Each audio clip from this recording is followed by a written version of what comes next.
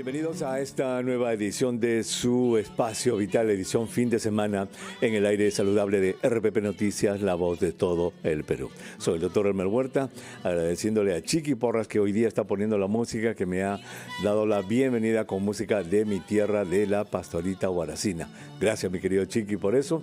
El equipo completo de este su Espacio Vital, edición fin de semana, está listo. Y como a los televidentes, gracias a todo el equipo de televisión que hace posible esta transmisión, se están dando cuenta, estoy aquí en los estudios de RPP Noticias.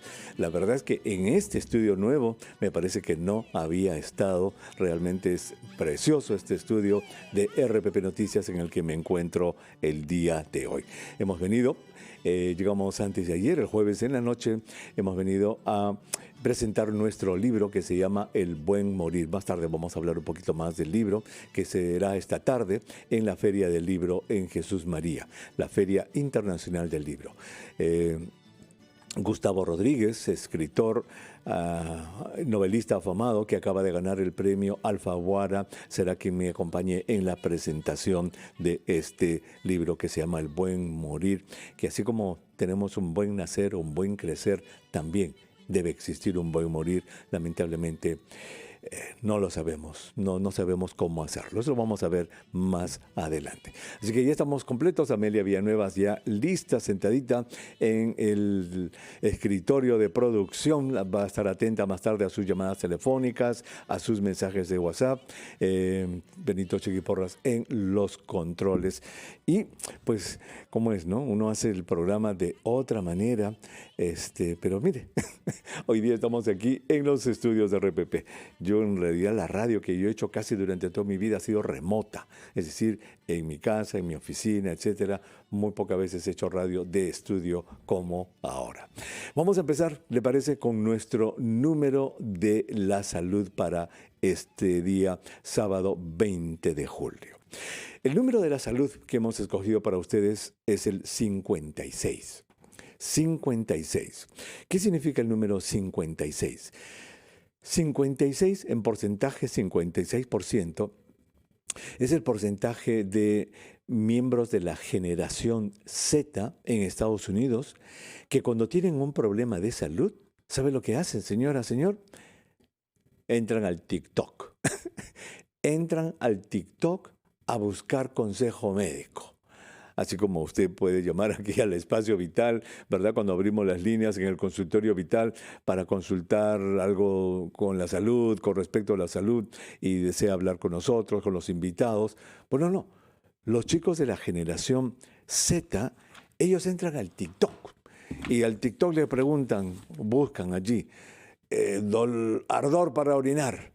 Y le salen pues decenas probablemente de tiktokeros que dicen ardor para orinar, y entre broma y serio pueden decir cualquier cosa, pero esa es la fuente de información para estos muchachos de la generación Z. Y eso es preocupante en realidad, porque si nos ponemos a pensar, ¿qué tipo de consejo hay en el TikTok? ¿Qué tipo de consejo puede haber en una red que está en problemas por la cantidad de desinformación que tiene desde hace algunos años? Entonces, yo creo que es importantísimo reflexionar en que obviamente eso no se puede prohibir, ya no se puede apagar el TikTok, eso no se puede hacer, pero lo que sí se podría hacer es trabajar con el TikTok. Es decir, tratar de poner un contenido que sea realmente basado en ciencia y evidencia. Obviamente a la manera de los muchachos, a la manera de los jóvenes, pero que ellos tengan esa opción de obtener una información que sea realmente basada en ciencia y evidencia. Yo creo que eso es lo que habría que hacer. RPP Noticias tiene su cuenta de TikTok. Ayer hicimos una transmisión en directo en la cuenta de TikTok que tiene RPP Noticias, pero como ya usted conoce, el equipo de periodistas de RPP Noticias vigila las noticias, las comprueba, las doblemente comprueba, está chequeado y rechequeado, de tal modo que el contenido que usted puede tener en la plataforma TikTok de RPP Noticias me parece que es de garantía en lo que es el aspecto noticioso. Así que preocupa esto de las generaciones. ¿Y usted a qué generación pertenece, señor, señora? A ver, le cuento. voy a leer la lista de las generaciones, porque cada generación tiene más o menos sus años de nacimiento y su nombre. Mire, estoy seguro que muchos de ustedes pertenecen a lo que se llama la generación silenciosa. ¿Cuál es la generación silenciosa? La generación silenciosa es aquellos nacidos entre 1925 y 1945. La generación silenciosa. Luego viene la Baby Boomer. Ahí estoy yo. La generación Baby Boomer nació entre 1946 y 1964. Baby Boomer. Luego viene la generación X. La generación X nació entre 1965 y 1980. La generación millennial es la siguiente, y los millennials nacieron entre 1981 y 1996. Luego viene la Z, de la que hemos hablado, esta que obtiene su información del TikTok. Los de la Z nacieron entre 1997 y el 2012, o sea, tienen entre 12 y 27 años. Y la generación actual se le ha venido a denominar la generación alfa. La alfa nacieron entre el 2013 y la actualidad. Así que, ¿a qué generación pertenece usted? Chiqui Porras dice que es orgullosamente de la silenciosa, nacida entre 1925 y 1945. Muy bien, ese ha sido el número de la salud entonces el día de hoy. Número 56% de la generación Z es la que obtiene su información de salud, consejos de salud a través del TikTok. Vamos a tomar una pausa y vamos a regresar ya con nuestro bloque de los mitos y verdades. Y hoy día vamos a hablar mitos y verdades sobre la anestesia. Regresamos, no se vayan.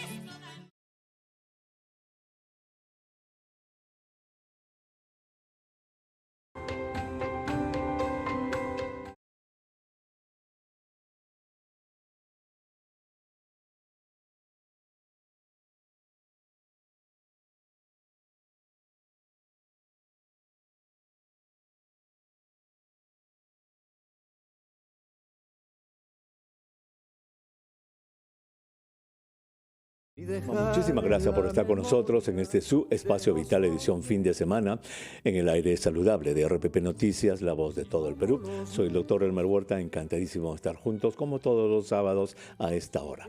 Y para nuestros televidentes en Canal 10 de Movistar estamos en televisión, estamos, si se habrán dado cuenta, en el estudio de RPP Noticias. Y a nuestros oyentes en la radio les digo pues que llegamos antes de ayer a presentar nuestro cuarto libro en la Feria Internacional del Libro. Eso va a suceder esta tarde a las 5 en Jesús María, en la Feria Internacional del Libro, y me va a acompañar Gustavo Rodríguez, novelista que ha ganado el premio Alfaguara. El título del libro es La Buena Muerte. La vamos a desarrollar en un momentito para ustedes, nuestros oyentes. Le voy a dar un bosquejo en qué consiste este libro. Pero primero vamos a nuestro bloque de mitos y verdades. Oiga, ¿cuántos mitos y verdades existen con relación a la anestesia? No te la pongas, te va a dañar el cerebro. No, los viejitos no deben usar anestesia. Yo tengo presión alta o puedo usar anestesia. Hay tantos mitos, tantas preguntas con respecto a la anestesia que vamos a invitar a la doctora Mónica Mayuri Monsefú. Ella es jefa del Departamento de Anestesiología y Centro Quirúrgico del Hospital Cayetano Heredia para que nos ayude. Doctora Mayuri, qué gusto de saludarla. Muy buenos días. Muy buenos días, doctor Roberta. Muchas gracias por la invitación acá. Gracias. Para resolver las dudas como médico anestesiólogo de acá del Hospital Cayetano Heredia. Muy bien, gracias doctora. Al revés, nosotros somos los agradecidos con usted. Le cuento, mire, tenemos exactamente 8 minutos en este bloque, 8 minutos. Y tengo como 10 mitos o verdades. Así que vamos a jugar ping-pong. Yo le lanzo una y en 40, 50 segundos usted me da la respuesta. ¿Le parece? Para que así Perfecto. podamos cubrir varios de estos. Empezamos entonces el ping-pong. Primero, usted me dice si es verdad o mito. Dice aquí, la anestesia siempre lleva a que el paciente pierda el conocimiento. Falso, porque existen varios tipos de anestesia. Anestesia regional, en la que el paciente está adormecido una cierta parte del cuerpo o una sedación. Y la anestesia general, en la que está totalmente dormido. Entonces, es falso. O sea, existen diferentes tipos de anestesia. Muy bien. Y repásenos esos tipos breves. Yo le menciono la anestesia local, que se coloca con una inyección, por ejemplo, para la cabeza, para la cara, la anestesia regional en un nervio para todo un brazo, y la general. O sea, solamente la general es la que lleva a la pérdida de la conciencia. Exactamente, la anestesia general. Fabuloso. Vamos con el otro mito o verdad. Dice, cuidado con la anestesia, que puedes morir por la anestesia. Es falso, porque acá vemos el riesgo-beneficio. Un paciente llega a operarse para resolver un problema. Nosotros estamos para ayudarlos. En la anestesia tenemos varios checklists que vamos, ¿no? Es como que si vas en un avión y tienes todas las facilidades o las seguridades, tanto de máquinas, de monitores, que hacemos el checklist antes de ingresar. Vemos todo el paciente, sus alergias, toda su historia clínica, la condición del paciente, y nosotros elegimos la anestesia adecuada. Entonces, la mortalidad o alguna reacción en la anestesia es muy baja, porque ahora tenemos el avance de la tecnología que está al alcance de nuestra mano, y todas las seguridades y los checklists que tanto el profesional médico como del entorno quirúrgico realizan. Fabuloso. Eso es algo sumamente importante. Los riesgos en la vida son inherentes a la vida. Hay riesgo en cualquier cosa, y como cualquier medicina puede haber un riesgo, pero entonces es falso que uno se pueda morir fácilmente por la anestesia. Vamos a la otra. Mito o verdad número 3. Esto mucha gente lo dice. Ay, esto de la anestesia a mí me da miedo, porque dicen que la gente se despierta durante la anestesia. ¿Es cierto? Ahora es falso, pero antiguamente de repente probablemente sí, porque no teníamos todo el avance tecnológico. Ahora podemos medir mediante un dispositivo que se llama el sensor VIS, que es como una pequeña lectura, lo colocamos en la parte de la frente, y podemos ver en el grado de conciencia del paciente, ¿no? Nosotros lo mantenemos entre niveles de 40 y 60, y ahí nos aseguramos que el paciente está verdaderamente dormido. Sé que, por ejemplo, en otros países eso es motivo de denuncia o de negligencia médica, y es por eso es que nosotros tenemos que cuidar esa parte, que el paciente esté verdaderamente dormido y no tenga ese despertar intraoperatorio durante la anestesia. Qué interesante. Y ustedes tienen entonces los instrumentos para darse cuenta y valorar el estado de conciencia del paciente. Exactamente. Qué importante. Y aquí hay un acápite. ¿Es cierto que verdad o mito, que las cirugías del cerebro abierto son cuando se hacen con un paciente despierto? En algunos casos hay un tipo de cirugías que tú necesitas específicamente ver qué áreas estás viendo. Sobre todo se da en los pacientes con epilepsia, en la que necesitan ver de repente la capacidad motora. Ahí sí damos una pequeña sedación en la que el paciente no tiene dolor, y aparte el cirujano también infiltra con anestesia local, y solamente en algunos casos es que hacemos este tipo de cirugías con una pequeña sedación, pero el paciente está sin dolor. Qué interesante, ¿verdad? Y qué dramático esto de tener a un neurocirujano operando un cerebro, abierto el cerebro, y el paciente está respondiendo a las preguntas. Mueva un dedo, mueva la mano, precisamente para asegurarse que no se están tocando zonas muy importantes. Otra, mito o verdad. La anestesia solamente es para cirugías grandes. Eso es falso, porque el anestesiólogo está inmerso y trabaja conjuntamente con otras especialidades, cirugías de ojos, cataratas, sedaciones, para endoscopías, colonoscopías, para sedación, para tomografía, para resonancia, para procedimientos menores, ¿no? Entonces, no solamente es para cirugías grandes, sino también para cirugías pequeñas o procedimientos fuera de sala de operaciones, que no necesariamente se dan en un quirófano. Muy bien.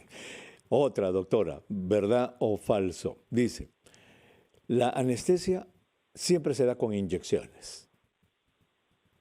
Con inyección, eso es falso, porque también tenemos la anestesia inhalatoria, que la damos con anestésicos inhalatorios como es el sevoflurane, el isoflurane, depende de cada hospital qué anestésico utilice. Incluso también en los se utilizan para procedimientos odontológicos, para sedaciones con mascarilla facial, ¿no? Inhalatoria, no solamente es con endovenoso.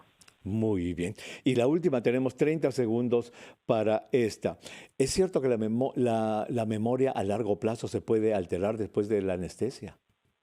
Bueno, eso es falso, porque si bien es cierto, nosotros tenemos la pérdida de la memoria, que es un estado reversible. El paciente después va a ir recuperando la memoria paulatinamente y esto no se va a afectar en sus actividades diarias, ¿no? Entonces eso es falso. Falso.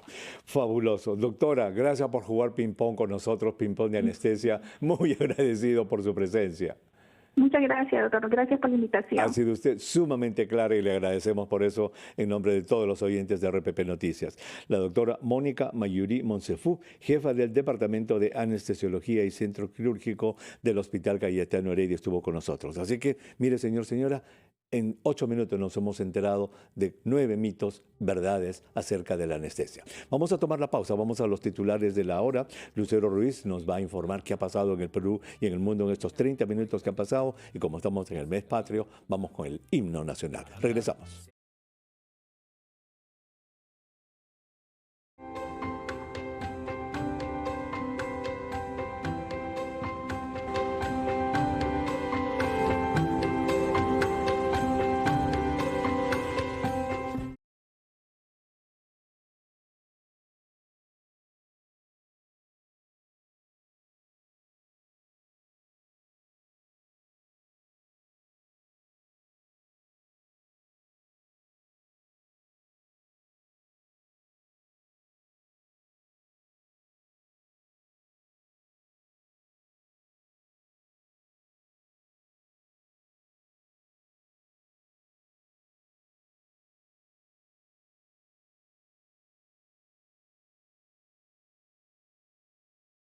En 8 minutos pasaron ya después de las 12 del mediodía y los mediodías en este su espacio vital, edición fin de semana, son de música criolla, ¿verdad?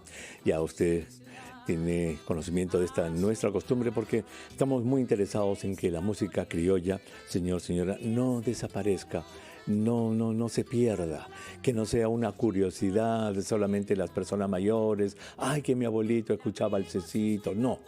Y yo creo que es una responsabilidad de todos hacer de que nuestra música criolla no desaparezca. Y le doy siempre la sugerencia de que si usted tiene hijos pequeños y a usted le gusta la música criolla, ponga música criolla en la casa. Cuénteles quién fue, por ejemplo, Lucha Reyes, que ayer fue su cumpleaños, hubiera cumplido 88 años. ¿Quién fue? Cuénteles la historia de Lucha Reyes, de Felipe Pinglo, de los Chamas, de los Morochucos, de los hermanos Añartu, qué sé yo, tantos artistas que tenemos. No debemos dejar que nuestra música criolla desaparezca y esa es una responsabilidad de todos. Gracias por estar en este su espacio vital edición fin de semana. Soy el doctor Elmer Huerta. Gracias por estar en alguna de las 24 regiones de nuestro país, en la provincia constitucional del Callao o escuchando en algún lugar del mundo RPP Noticias a través de Audio Player. Empezamos nuestro segmento de consultorio vital. Teléfonos ya están listos para que usted los pueda usar, 212-4100, 212-7165, 0800 13 0 número gratuito a nivel nacional y el WhatsApp también listo, es el 942-591-532. Brevemente le voy a hacer una sinopsis. Par de minutitos antes de tomar la primera llamada sobre este libro que vamos a presentar hoy día, que se llama El Buen Morir. Mire, la idea de este libro es que sea una guía, un manual, para que las personas aprendan de que la muerte no es más que la otra cara de la vida. Es como la cara de una moneda. Muerte en un lado, vida en otro lado. Vida en un lado, muerte en otro lado. Y lo que pasa es de que a la muerte le tenemos miedo, le tenemos mucho miedo, le tenemos como una especie de aversión, obviamente nadie quiere morirse, pero en esa falta de información que tenemos, permitimos que muchísimos de nuestros familiares, amigos, mueran en soledad, mueran completamente desposeídos de lo que es la ayuda moral que uno le pueda dar, el soporte emocional que uno le pueda dar, más que moral, emocional a nuestros seres queridos. Entonces el libro lo que trata es de que usted aprenda cosas básicas, siempre basadas en ciencia y evidencia sobre la muerte. La historia, por ejemplo, la percepción de la muerte a través de la vida, de la historia, lo que son los aspectos biológicos de la muerte, qué pasa cuando el cuerpo muere, cómo se reconocen los signos de que una persona está muriendo. También vienen los conceptos acerca de cómo la sociedad ha llegado a medicalizar la muerte. Lo que ha hecho es de que la muerte se ha convertido en enemiga de los médicos. Ya los médicos no quieren que sus pacientes se mueran y los pueden mantener a veces días, semanas en las unidades de cuidados intensivos, intubados con múltiples tubos. Eso lleva al encarnizamiento terapéutico, que es el administrar tratamientos completamente innecesarios con el fin de prolongar la vida. Y cómo en respuesta a esto ha surgido lo que se llama la medicina paliativa y los movimientos de muerte digna con eutanasia, etc. También el capítulo 5 del libro habla sobre cómo debemos explorar las emociones de un familiar, de un amigo que está en el trance de morir. ¿Cómo lo podemos ayudar? ¿En qué le interesa? ¿Qué no le interesa? ¿Qué quisiera? ¿Qué no quisiera? Un testamento vital, que es una simple página en la que la persona, todavía en conciencia, dispone cómo quiere que sucedan las cosas si pierde la conciencia. Quiere que lo intuben, quiere que lo pongan en la UCI, quiere que donen sus órganos. Eso en una sola página se llama el testamento vital. Luego tenemos otro capítulo en el que describimos lo que se llama el libro de disposiciones finales. Esto es muy importante. ¿Cuánta gente fallece? Y cuando en pleno dolor de la pérdida, la familia dice, el papá tenía cuenta en la AFP y tenía ahorros, ¿dónde? ¿Quién sabe dónde está su cuenta de bancos? ¿Tendrá esto? ¿Tendrá lo otro? Las computadoras, las passwords de las computadoras, las contraseñas, todo ese tipo de cosas, las pertenencias que puede haber tenido, las deudas, las tarjetas de crédito, todo eso hay que tenerlo en un solo lugar y eso se llama el libro de disposiciones finales. Y por último, hay un capítulo sobre el duelo. ¿Cómo confortar a las personas que están en duelo, que han perdido al papá, a la mamá, a un hijo? Eso es muy doloroso. ¿Cómo confortar a una persona que ha tenido un suicidio, a los familiares de alguien que se ha suicidado? Eso es muy delicado. Todo eso es este libro, El Buen Morir. Como se da cuenta, esto no promueve absolutamente ningún tipo de actividad. Esto lo que trata de hacer este libro es brindar información basada en ciencia y evidencia para que llegado el momento usted tenga una guía y diga, ajá, así es como se habla con una persona que está en el trance de morir, así es como lo voy a ayudar. Así que eso es lo que vamos a presentar hoy día. Vamos con nuestros oyentes. Va a ser a las 5 de la tarde, Sala Blanca Varela, en la Feria Internacional del Libro. Silvia está en Magdalena. Silvia, muy buenas tardes. Gracias por estar en el programa. ¿En qué la podemos ayudar? Doctor, buenos días. Deseo saber qué significa una operación a cielo abierto. Muy bien, es una excelente pregunta. Muchísimas gracias por tan buena pregunta. Ahí están los aplausos por tan buena pregunta. Mire, qué buena pregunta. Cirugía a cielo abierto. La cirugía a cielo abierto generalmente se refiere a la cirugía del corazón, porque usted sabe que ahora cuando una persona tiene un problema en su corazón, por ejemplo, las arterias coronarias están taponadas, ya sea a través de la muñeca o a través de la ingle, se entra por una arteria, pasa un catéter finito hasta el corazón y allí le ponen un tubito que se llama el stent. Eso es cirugía cerrada. Imagínense, por acá, por la muñeca o por la ingle, les resuelven el problema de las arterias coronarias obstruidas en el corazón. Pero una cirugía a cielo abierto es la que implica cortar el pecho, cortar el esternón, abrir el pecho, mirar la cavidad adentro, el corazón que está latiendo, los pulmones, separarlos, parar el corazón, hacer la cirugía del bypass. A eso se le llama una cirugía de cielo abierto, es decir, open surgery, le llaman en inglés cirugía abierta. Muy bien, vamos a tomar una brevísima pausa. Ojalá que Julia nos pueda esperar en Chorrillos. Regresamos inmediatamente después. A soñar. Y ya estamos de regreso en este su espacio vital en el aire saludable de RPP Noticias, la voz de todo el Perú. Soy el doctor Elmer Huerta, encantadísimo de estar en el Perú, encantadísimo de estar en Lima y de presentar esta tarde nuestro libro en la Feria Internacional del Libro. Gracias por estar con nosotros en el programa. Estamos tomando sus llamadas telefónicas 212-4100, 212-7165, 0813-1400, número gratuito a nivel nacional, y nuestro WhatsApp que ya usted conoce, 942-591-532. Julia nos ha esperado, le agradezco muchísimo, Julia, por esperar. ¿En qué la podemos ayudar? Buenas tardes. Buenas tardes, doctor. ¿Cómo está? Un gusto de conversar con usted. A la orden. Lo felicito por su libro, por la presentación de su libro esta tarde en la Feria del Libro. Gracias. Soy una seguidora de su carrera.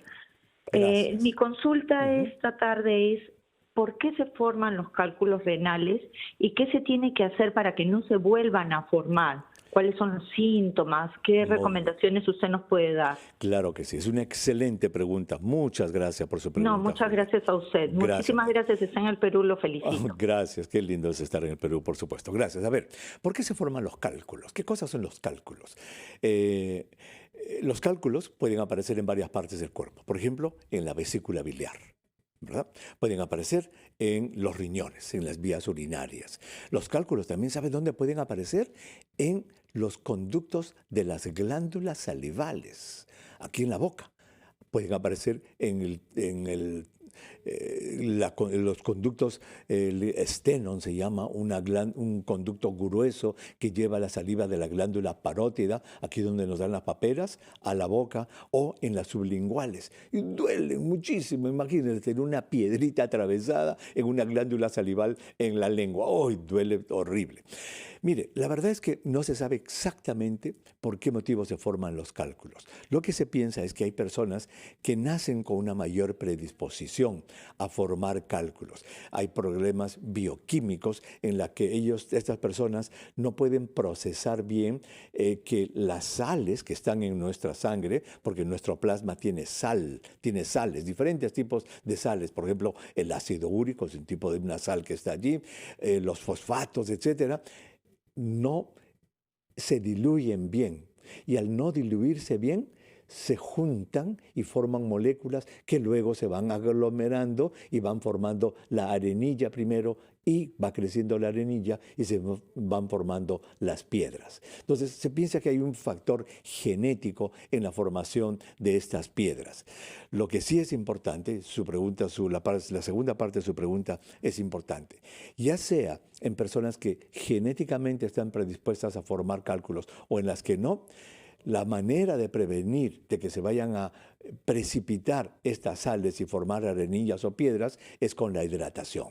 Eso es lo que hay que hacer, porque cuanto más hidratado está nuestro organismo, más, entre comillas, diluidos estamos, orinamos mejor, la bilis es más fluida, todos los cuerpos son mucho más fluidos, y al ser más fluidos, entonces hay menor probabilidad de que precipiten estas sales y se vayan a formar las piedras. Y recuerde que en Espacio Vital siempre hemos dicho que la naturaleza nos ha proporcionado una manera muy, muy certera de saber nuestro estado de hidratación. ¿Cuál es? El color de la orina.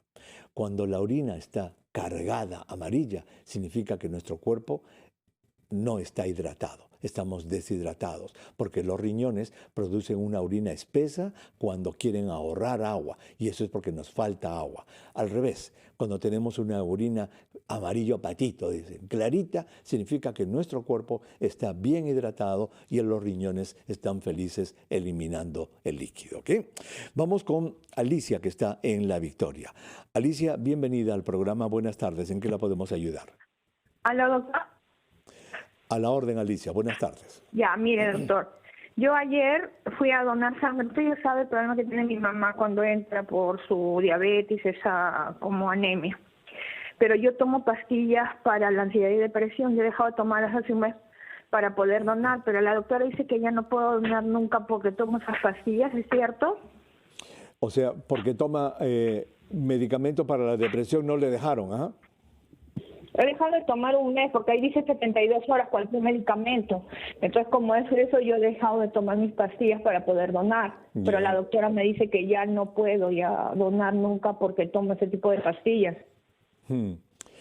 Bueno, mire, lo que estoy leyendo aquí es de la Cruz Roja de Estados Unidos y le voy a leer la respuesta a su pregunta. ¿Puede una persona que está tomando antidepresivos donar sangre? Esa es la pregunta. Y la respuesta es la siguiente. Sí, las personas que están tomando antidepresivos pueden dar sangre siempre y cuando se encuentren con buena salud y no estén presentando efectos secundarios por su medicina. Es decir, si una persona está tomando medicamentos para su depresión y se siente maravillosamente bien, está perfecta, esa persona sí puede donar. Pero si la persona que está tomando antidepresivos, el medicamento está muy concentrado, quizás ha tomado mucho o la dosis no es la adecuada y la persona está realmente yendo a donar en silla de ruedas, ¿qué pasa? No, que estoy deprimida, me estoy tomando. Esa persona obviamente no va a poder donar. Me dejé entender, ¿verdad? O sea que sí es posible que una persona que esté tomando antidepresivos pueda donar sangre siempre y cuando no esté presentando efectos secundarios por la medicina, ¿ok? Ahora, si usted dice también esta página de la Cruz Roja de Estados Unidos, ha empezado su tratamiento antidepresivo, dice que hay que esperar un mes para que se regularice la dosis. Un mes después de haber empezado el tratamiento ya se puede donar la sangre siempre y cuando, lo repito, no tenga efectos secundarios. Así que eso es la Cruz Roja de Estados Unidos, así es como trabajan ellos, ¿ok?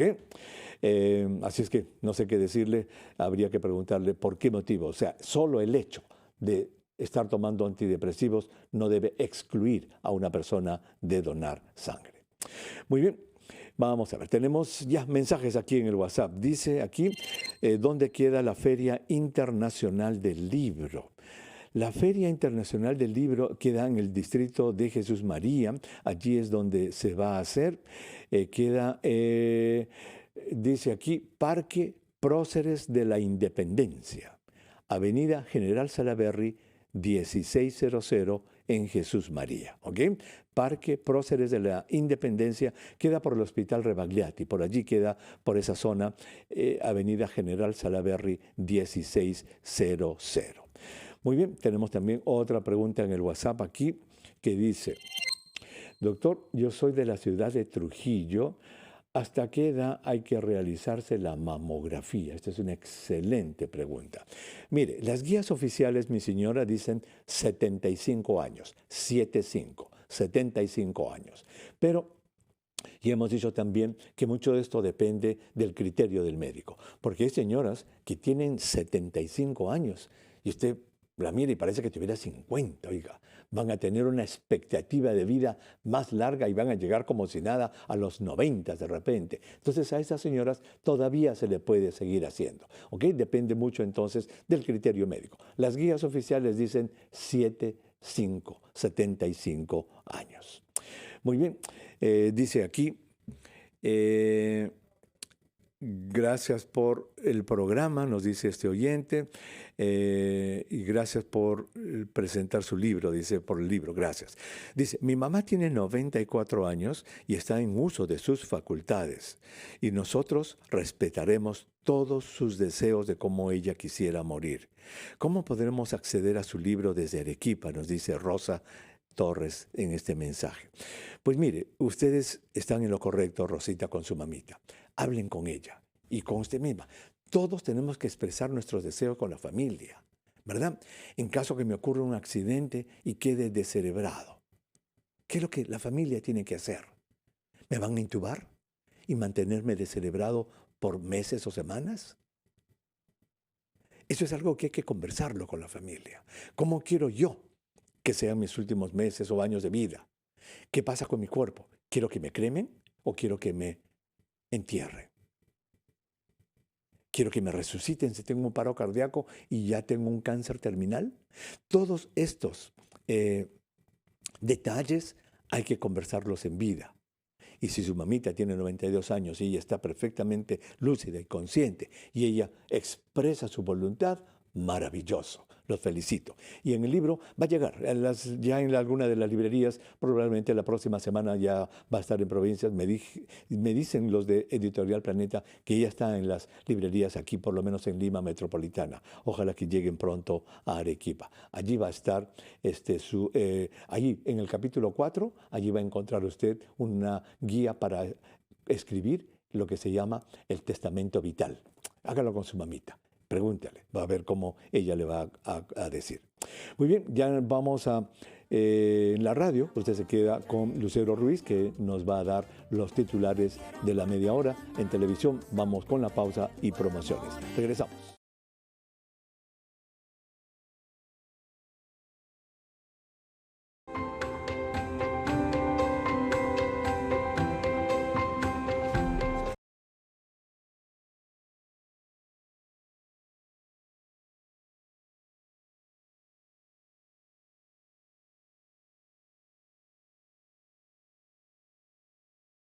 Y ya estamos de regreso en el programa. Muchísimas gracias por estar en su espacio vital, en el aire saludable de RPP Noticias, la voz de todo el Perú. Soy el doctor Elmer Huerta, encantadísimo, contentísimo de estar en el Perú, de estar en Lima, después de algún tiempo, para la presentación de nuestro libro esta tarde en la Feria del Libro. El libro se llama El Buen Morir y ya les hice una reseña de lo que trata. Pero ahora vamos a nuestro caso de la semana. Imaginemos la siguiente escena, señora.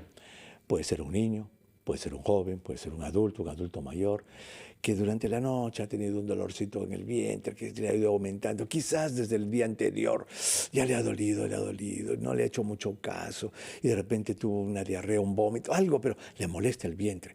Durante la noche ha fastidiado un poco, se ha despertado a las 5 de la mañana con dolor, ay, me duele cada vez más, ay, la hora del desayuno, papá, vamos a tomar desayuno, no tengo apetito. ¿Qué pasa? Me duele el vientre. ¿Habrá que ir al doctor? No, hay que esperar un ratito. Esperan un ratito, las 10 de la mañana, 11. Ay, ya me duele mucho. Vamos al doctor. Lo llevan a la emergencia, lo llevan al doctor. El doctor, ya usted sabe, le hace muchas preguntas, el interrogatorio. ¿A qué hora empezó? ¿Desde cuándo empezó? ¿Qué tipo de dolor tiene usted? ¿Qué otras cosas más tiene? Hay fiebre, le hace todas unas preguntas. Luego le dice, vamos a examinarlo. Le examina el cuerpo y cuando le toca el vientre, ¡ay!, dice el paciente. El doctor dice, aquí hay algo, señora. Lo tenemos que operar. ¿Operar de qué? Ese es el tema de hoy día.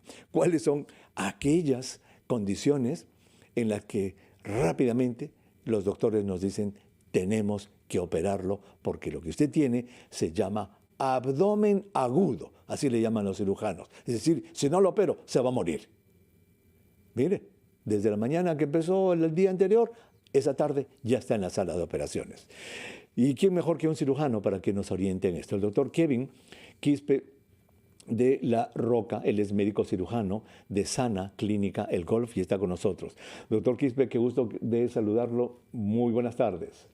Muchas gracias por la invitación. Gracias por estar en el programa, de verdad, muchísimas gracias. Siempre le digo a los invitados que cuando las productoras, Amelia le llamó, ¿cuándo? ¿Sábado al mediodía? Uy, tengo que hacer esto. Pero gracias por venir. No, encantado. De verdad que sí, muy agradecido.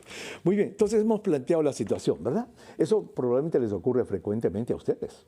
Sí, en sí es, digamos, uno de los principales síntomas por el cual una persona habitualmente ya acude a consulta o a un servicio de urgencias por un dolor persistente, ¿no? El dolor es, digamos, un síntoma que para nosotros es muy importante, no dejarlo pasar. Y es importante también conocer, pues, el tiempo, desde cuándo viene este dolor, ¿no?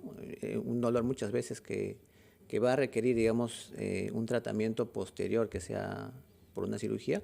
Es un dolor que muchas veces es muy intenso, es persistente, es un dolor que habitualmente no se ha presentado, no se ha comúnmente manifestado, ¿no? Eso principalmente. ¿Y qué ha ocurrido en cuántas horas para que sea un abdomen agudo? Normalmente un abdomen agudo, por lo general, pues pasa más allá de las 12 hasta 24 horas de evolución. Ajá, o sea que, por ejemplo, hoy día estamos sábado. si esta tarde tiene que operar usted un abdomen agudo, ese dolor pudo haber empezado ayer viernes. Así es, por lo menos con 12 horas de anticipación. Claro, mínimo 12. Entonces ayer viernes en la tarde, ya la persona estaba con dolorcito, se acostó, se tomó su manzanilla, ha estado con dolor y ya hoy día en la tarde ya lo está operando. Así es habitual muchas veces los dolores al inicio no son muy intensos, van progresando en el tiempo.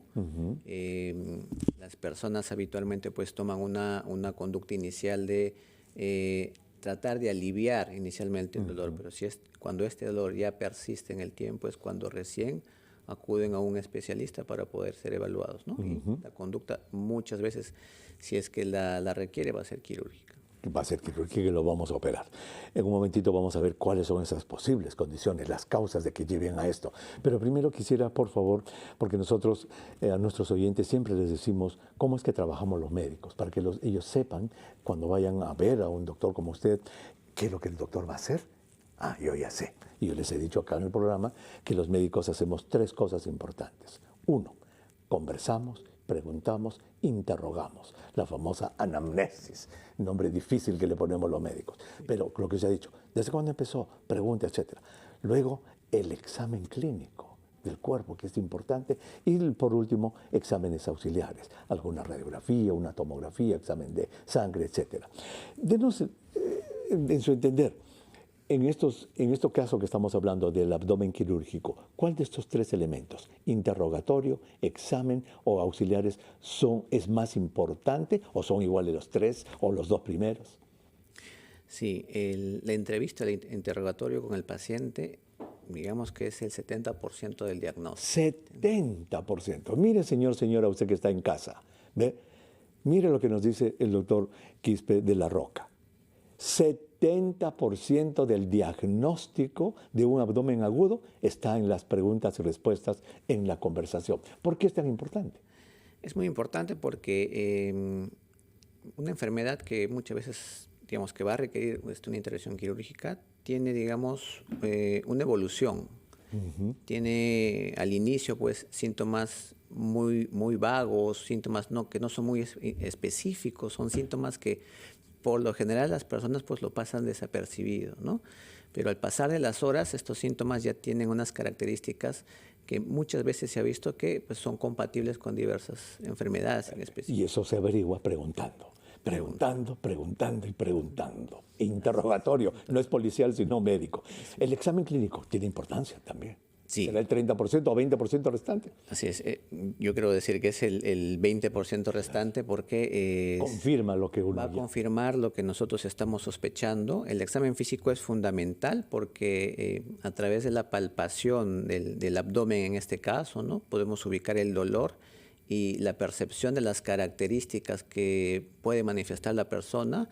Un especialista no capacitado ya puede orientarse más o menos qué tipo de problema puede ser. Claro. Ahora, los exámenes auxiliares son importantes, pero no son vitales, digamos, porque mucho es interrogatorio y examen. Así es. Los exámenes auxiliares, sean sangre, sean exámenes de imágenes, pues son complementarios para determinar el diagnóstico, ¿no? Pero la sospecha, cuando es una sospecha alta, muchas veces ya hay que tomar las decisiones. La sospecha obtenida a través del interrogatorio y del examen clínico. Fíjese, señora, eso que estamos siempre teniendo para ustedes, el interrogatorio, el examen y los exámenes auxiliares es extraordinariamente importante en este tema del abdomen agudo que estamos tocando. Vamos a regresar y el doctor Quispe de la Roca nos va a decir cuáles son algunas de esas posibles causas que pueden hacer que tiene dolor en la mañana y en la tarde ya está en la sala de operaciones. Regresamos.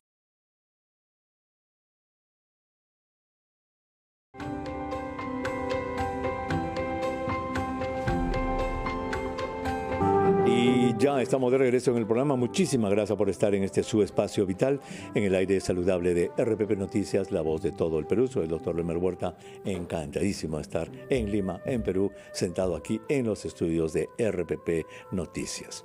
Si usted recién se une a nuestro programa y toda esta conversación, si a usted le interesa, va a quedar grabada. Si usted va a entrar esta tarde, rpp.pe, busca el menú, busca radio, busca programas, espacio vital, edición fin de semana. Esta conversación que estamos teniendo con el doctor Kevin Quispe de la Roca, médico cirujano de Sana Clinical Golf. Todo queda grabado para que usted lo pueda escuchar cuando quiera y lo comparta. Esa es la manera moderna de escuchar radio y RPP se la ofrece a usted. Si usted recién se une a nuestro programa, el doctor Kevin Quispe de la Roca nos ha hablado de lo que se llama el abdomen agudo, situaciones en las que duele el vientre desde el día anterior un poquitito, durante la noche quizás un poco más, en la mañana ya duele un poco más, van de emergencia al hospital, en la tarde ya los están operando, los están abriendo. Ya nos contó cuáles son, cómo se desarrolla esto y la importancia que tiene el interrogatorio del médico para saber qué tiene el paciente, el examen clínico, tocar la barriguita, etcétera, y los exámenes auxiliares. Doctor Quispe de la Roca, ¿cuáles son las condiciones, digamos, más frecuentes? Deben haber muchísimas, pero ¿cuáles son las condiciones más frecuentes que pueden explicar esto? Que amaneció con dolor y en la tarde está operado. Sí, los problemas más frecuentes en Perú y el mundo, por ejemplo, uno de ellos en la cabeza es la apendicitis aguda. Apendicitis aguda. Apendicitis aguda. Este cuadro es ¿Otro? ¿Cuál sería el otro? El otro cuadro en frecuencia es la colecistitis aguda. Colecistitis aguda. ¿Y el tercero? La diverticulitis. Diverticulitis. Entonces vamos a desarrollar estos tres. Entonces, apendicitis aguda, colecistitis aguda y diverticulitis son los tres procesos que hemos descrito. Amanece con dolorcito y a la tarde ya lo tienen que estar operando porque si no se va a complicar. Apendicitis. ¿En quiénes ataca más la apendicitis? ¿Es común en toda la época de la vida o va a ser niños, jóvenes? ¿Cómo es? La apendicitis puede dar a cualquier grupo etario, o sea, desde niños hasta adultos. Su frecuencia mayor es en adultos jóvenes, ¿no? A partir de los 30 años hasta los 50. Wow. Ese es el grupo que... ¿Cómo empieza? Normalmente un cuadro de apendicitis, pues es habitual que una persona refiera que ha iniciado con dolor, un dolor en el mesogastro, un dolor... Mesogastro es alrededor del ombligo. Alrededor del ombligo, ¿no? Es un dolor muchas veces inespecífico, no sabe cómo referirlo. A veces oprime, a veces hinca. Es un dolor leve al inicio que progresivamente va aumentando en intensidad hasta poder ubicarse en la parte inferior derecha del abdomen. Wow. Eso es característico en la gran mayoría de pacientes. Y eso ustedes lo preguntan cuando habla del interrogatorio. Así ¿Dónde le empezó el dolor? En el alrededor del... ¿Dónde? Señáleme con un dedo. Dicen, aquí señalan el ombligo, lo que se llama el mesogastro. Y después el dolor se me fue bajando, dice la gente, aquí abajo al lado derecho. Eso es importante. O sea, eso es la apendicitis. Ese es un ¿Va con alguna cosa más? ¿Náuseas, vómitos, diarreas? Está asociado, sí, a náuseas. En algunos casos puede llegar a haber vómitos. También es frecuente de que el paciente refiera que no tiene apetito. Habitualmente, pues, consumen sus alimentos de manera regular, pero justo asociado a este dolor hay una sensación de no querer comer, no tener apetito. También es Qué interesante. Muy bien. Entonces, apendicitis, ¿verdad? Empieza dolorcito acá, va para acá, y en el examen, obviamente, ustedes palpan el abdomen y cuando ponen la mano en la parte derecha baja, ahí es que duele, y ya, apendicitis. Vamos con la segunda, colecistitis aguda. ¿Qué es eso? La colecistitis es, pues, la inflamación de la vesícula biliar. Wow. La primera causa de colecistitis es por los cálculos de la vesícula. Una piedra atravesada. Una piedra ahí que está obstruyendo la salida del flujo de la bilis y genera inflamación de esta vesícula. Es muy habitual que las personas tengan el antecedente ya muchas veces conocido de tener cálculos. Wow. Que los síntomas, pues, son leves. Hay un dolor debajo de la zona de la costilla derecha, tipo hincada o punzante, y está asociada muchas veces con la ingesta de alimentos de alto contenido graso. Eso, digamos que es algo habitual. El dolor es un dolor característico que es progresivo, constante.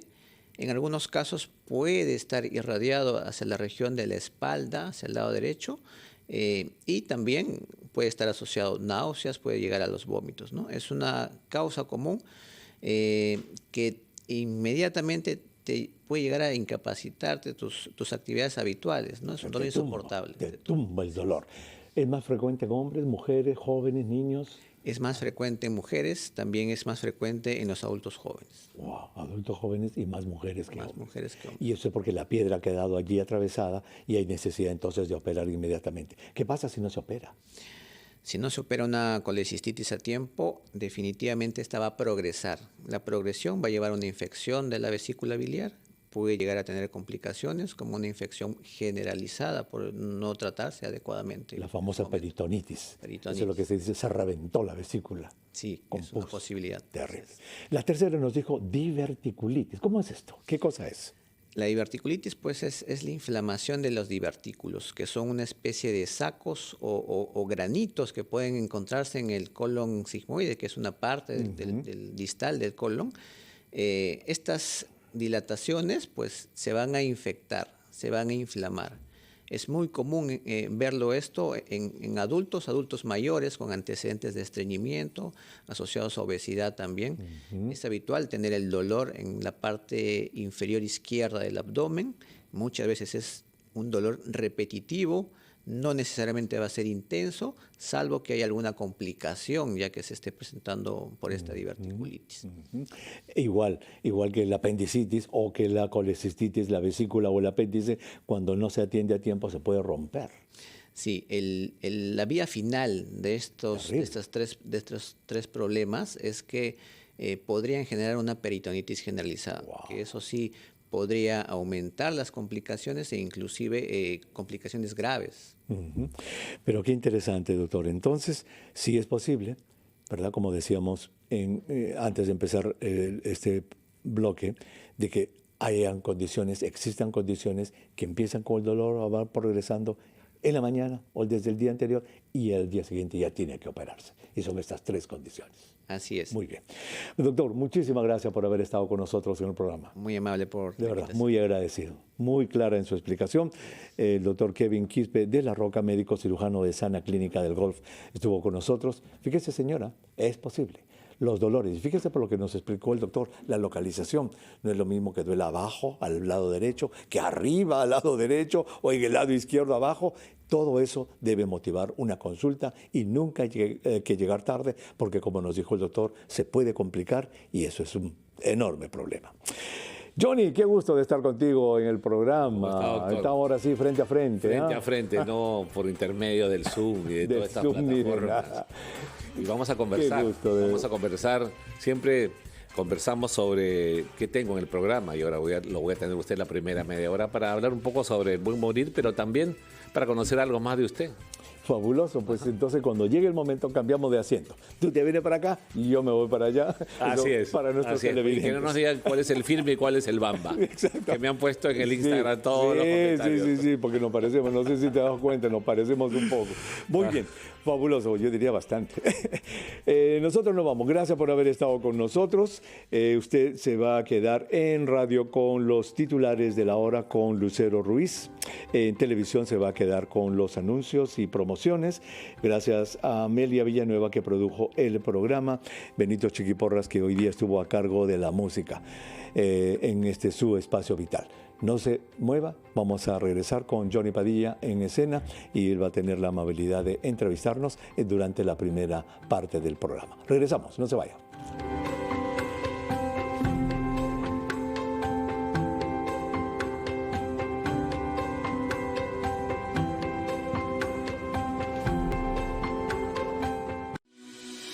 Oncosalud,